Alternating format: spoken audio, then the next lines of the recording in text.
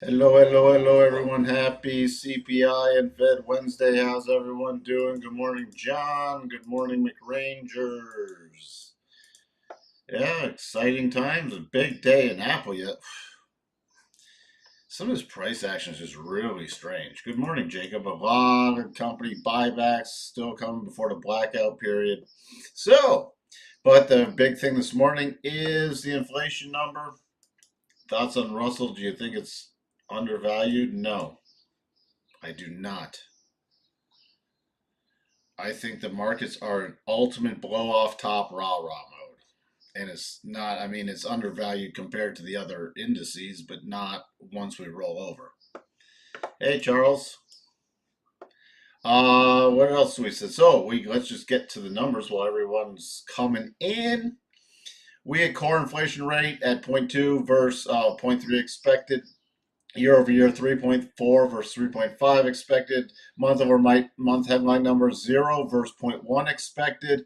Inflation rate 3.3 versus 3.4 on an annual basis. So coming in slightly better and flat on a month over month basis. So we're going to have to see what Jay Powell says during the press conference, which will still be a pause.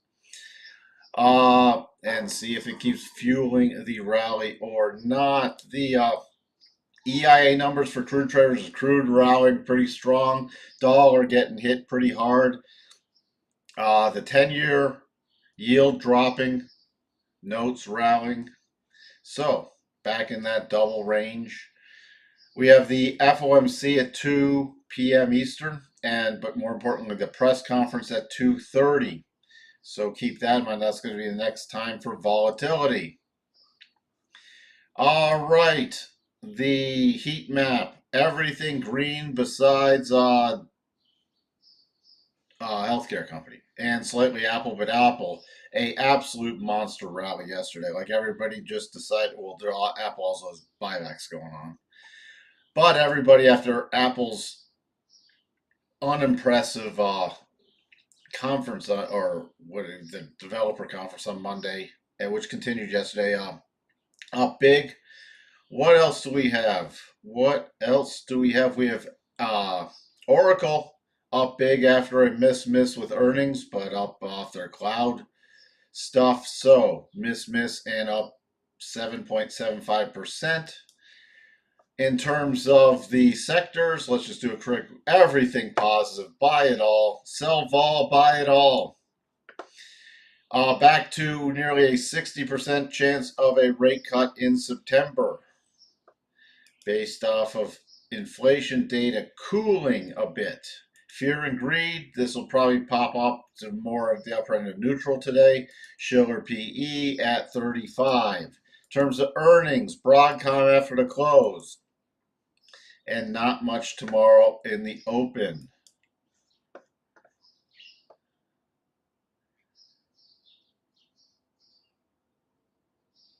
Well, I'm glad the harmonics lined up well. Good morning, Sterling. Is today your day off so you get to join us?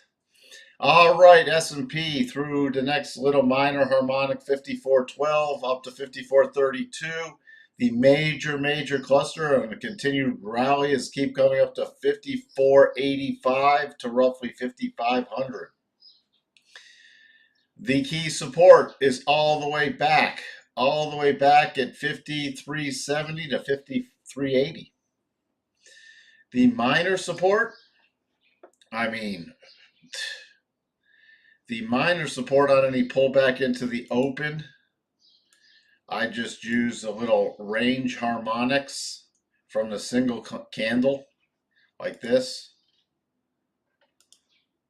So I'd be looking at 54.25, 54.20, and 54.15 for a pullback. So we'll have to see. Would be shocked if we didn't have a super strong tick opening based off of all the pre-market sectors. The major resistance on any pullback is 5,400 to 5,405. Other than that, can't even do projections, so I'd be watching 5,450 on a continued rally into the open would be my first target. The NASDAQ is definitely wedging up now. By the way, keep in mind, Brett still stinks. The instability index, very, very high. We also have the contract rolls this Friday. Remember that. Roll to September in the contracts. Instability index is very, very high. So, short term, yeah, we can keep chugging. If there's an event that comes out of nowhere, watch out though. Until then, the trend is still up in the short term. The pullback areas is around 19,300 to 19,306, then roughly about 19,250. The next target isn't till 19,829. Next major target that we can project. Good morning, Anissa. Hope you are well. Okay, dark screen lost $14. Did you have a setup that you traded though? Again, losses, if you have a proper setup and you follow your rules, it does not matter if you lose money because that's part of trading. If you just throw something on because you're hoping or it's not a setup, then that is a problem. No day off, just popping in between morning duties. Sorry you don't get a day off this week. Thank you for popping in and spending some time with us. I know you're super busy. So, speaking of popping in, when's Coco going to pop in and say 20K for NASDAQ? The Dow, back to that 50% harmonic level. The next key level we'll be watching today is 39,425 on a closing basis. So that will be an intermediate target. If we close above there, that shifts the probabilities to retest the high area from mid-May, and possibly end of March. Other than that, key support coming in at 38,960 area. The Russell, percent B buy on the break of the high. It looks like it's going to follow through into the close. So that's the percent B buy, taking it back to the multi-top territory. Multi-top territory. So, the next key levels, the next major one is 21,105. Support now, intraday support is 20,078. The VIX, again, just dropping. They're not even worried about the press conference. Nothing's worried about the press conference because now we'll have to cut in September. All right, we will see. But back to a pretty key area of support, this 1225 area. If it keeps dropping, keeps dropping. DAX, even reacting to the numbers. It's buy everything in the channel. Nearly hitting that second target. The only thing that now is watch for a close. If it does close above 18,739 is the key level. Notes back into the triggered double top, the double bottom, and at the top of the channel line. If it keeps rallying, 111.4.5 is the next key target. 10-year, retesting the lows from the 6th. Next key target, and that I'd watch 4.2 before anything else, but the major target is 4.09 if this is going to play out. So we shall have to see about that. Dollar index absolutely getting smacked. Had the little mini potential double that actually triggered at the. This is my time. Sorry, this is. What time is this running off of? No, this is my time. Yeah, that's. Woof. I did not change this one to Eastern.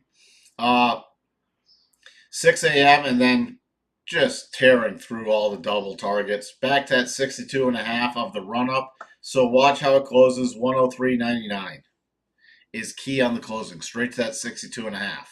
Closes below there. We will then expect it to retest the lows from back at June 24th. Crude continue higher, back almost to 200. So this is going to get very interesting into major resistance with cycles at the top. But crude sort of erasing all the deflationary aspects of crude over the last few days with the one-day pausing bar breakout, and then it's just followed through. Continued to run. So, natty gas potential double off the table, pausing at the 75 harmonic. Gold, bouncing up strongly. Bouncing up strongly. Pay attention. The next key target is this 2380 area if gold's going to hold up. So we'll have to see how it reacts during the press conference. Silver, snapping back, still unable to get to the first target. Going to keep watching this, but it's still in the overall pullback pattern. Copper finished its pullback pattern and also bouncing up here. But unless it starts getting above 468 on a closing basis, not interested in the bullish side. Yen pulling back. Euro bouncing strongly after hitting the first target of the double. So the key level to watch on a closing basis is 108.42. The spiders, 542.70, 541.52 is a minor harmonic. We're trading 541.89 pre-market, 542.75. Then we're out of targets for the time being. So, don't have much to talk about there. I just start using either short-term harmonics or the round numbers, but short-term harmonics. And then 543. The Qs. Why do these keep going back?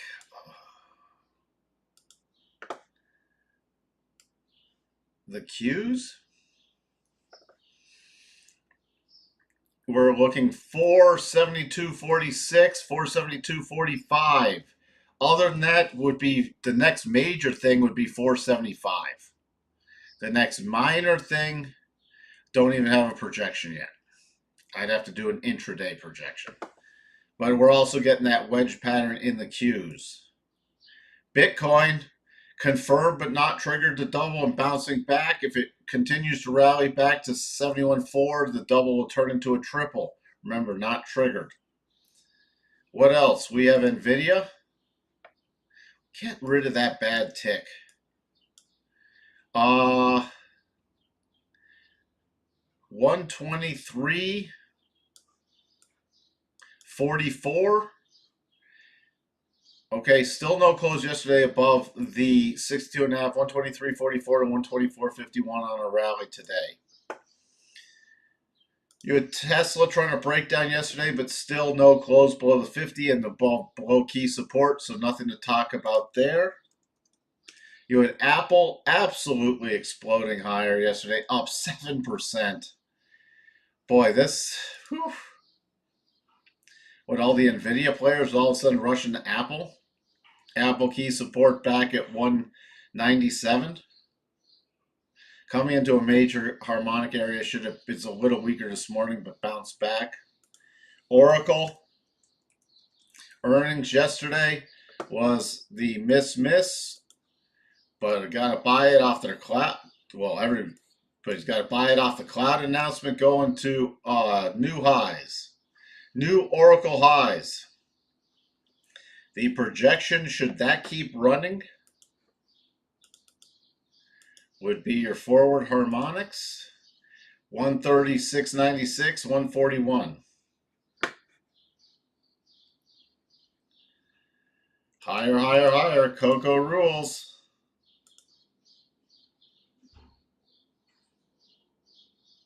Well, why does YouTube keep deleting your accounts, Coco?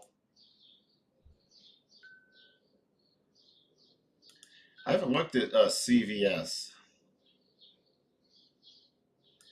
Let's see.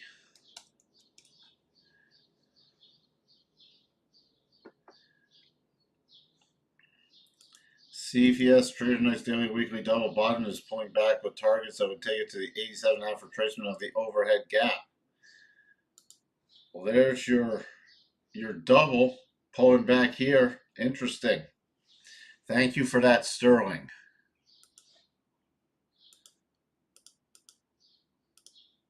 Not a one I look at. So that's where that is. The gap down from earnings. All right. Wow, it's only 20 minutes in. I don't have much to talk about. Just going to pay attention to the Fed press conference, and it is just buy until it ends. It's go with the trend until the trend ends, and the trend is still up. So nothing else to talk about there. So not going to waste anybody's time anymore, and I will talk to everyone later today. Watch the press conference. That's going to be next bout of volatility. Bye for now.